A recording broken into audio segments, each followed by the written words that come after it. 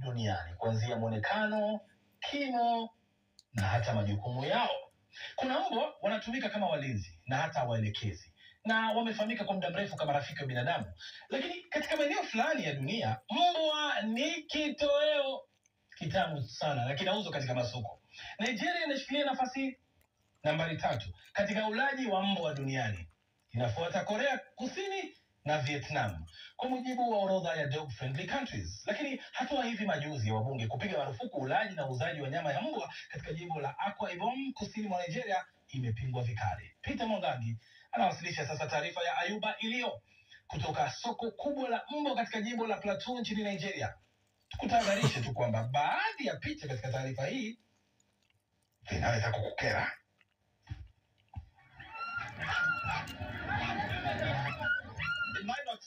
Kwa mbali inakaa soko la kawaida tu, lakini kiuhalisia huenda hili likawa soko kubwa zaidi la mbwa nchini Nigeria. Liko katika jimbo la Plateau, eneo la kati la Nigeria, na huvutia wanunuzi kutoka mbali sana. Hapa mbwa anaweza kuuzwa kwa bei ya kati ya dola 25 hadi 40 za Kimarekani kulingana na ukubwa wake. Kwa hilo, wanawapataje mbwa hawa na kwa nini biashara ya mbwa inazidi kukua kwa kasi hapa?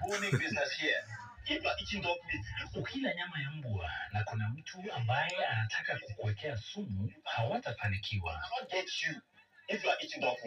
Kama unamtaka mwanamke fulani kimapenzi, unaweza kutumia moyo au ini la mbwa na kuchanganya na mambo mengine, kisha unaweza kumpata.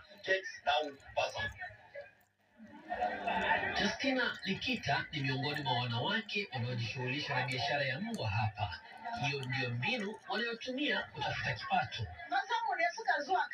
Wanaume wetu huenda Kano wakiwa na hirizi mfukoni mwao. Wakipata bahati huja na mbwa, wao wanatuletea sisi kina mama, na baadhi yetu wauza kwa ajili ya sherehe za Krismasi na wengine kwa ajili ya kuwafa nyumbani kwa shughuli za uwindaji. Huo ndio mtindo wetu wa kuuza na kupata faida kidogo ya kununua mahitaji ya nyumbani.